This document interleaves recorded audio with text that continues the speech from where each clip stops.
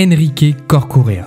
Ce nom vous dit peut-être rien, mais il s'agit bel et bien de l'inventeur du padel. Et oui, c'est en 1969 que ce Mexicain qui n'avait pas la place nécessaire pour faire construire un terrain de tennis dans son jardin décide d'entourer la piste de murs afin que la balle ne cesse de s'échapper. À la base, il s'agissait uniquement d'une idée pour divertir ses amis et sa famille, mais vous allez voir qu'à partir de ce jour, un vrai sport est né et qu'il détient des règles bien spécifiques.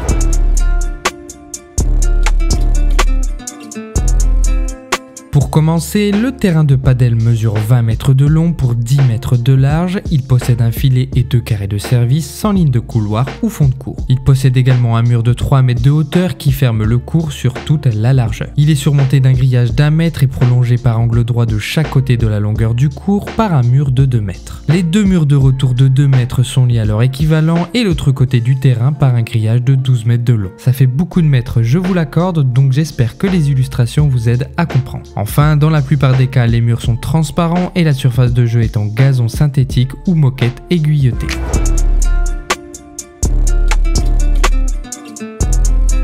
Concernant les raquettes, elles sont remplies de mousse, elles ne possèdent pas de cordage et leur surface de frappe est percée de trous. Elles pèsent environ 370 grammes en moyenne et elles utilisent des matériaux présents dans d'autres sports de raquettes. Son épaisseur est de 38 mm selon le règlement de la Fédération internationale de padel. Un cordon de sécurité reliant la raquette au poignet du joueur se trouve inséré dans l'extrémité du manche. La FIP stipule d'ailleurs que son utilisation est obligatoire. Enfin, à propos des balles, même si visuellement elles ressemblent à celle de tennis, il existe des balles spécifiques au padel avec une pression et un diamètre légèrement inférieurs.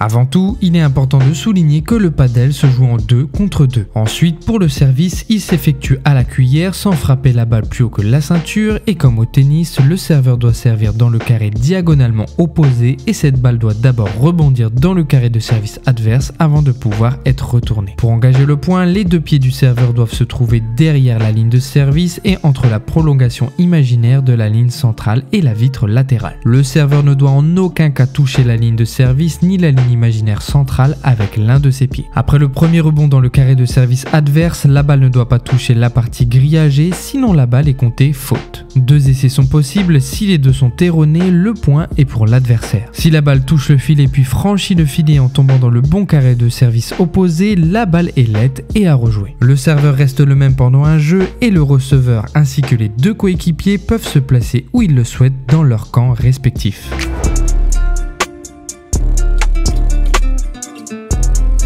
Pour les échanges, après un rebond au sol, la balle peut toucher n'importe quelle autre surface plusieurs fois, bien sûr, excepté le sol. Ainsi, la poignée de la porte, les grillages, les murs, etc. font partie du terrain et induisent des trajectoires inattendues. Le second rebond au sol marque la perte de points pour le relanceur, de même pour une balle qui, après le premier rebond au sol, sort de l'enceinte. Une balle qui, après avoir rebondi contre un mur, revient dans le camp du frappeur, lui vaut un point également. En revanche, après avoir franchi le filet, toute balle qui touche en premier une autre surface que le sol est faute pour l'envoyeur. Les points se comptent comme au tennis, donc 15, 30, 40, jeu, 7, match. Pour rappel, un set correspond à 6 jeux et les parties de padel ont une durée d'environ 90 minutes. Un match se déroule en 2 sets gagnants. En cas d'égalité au 3e set, la partie se décide par un super tie-break de 10 points.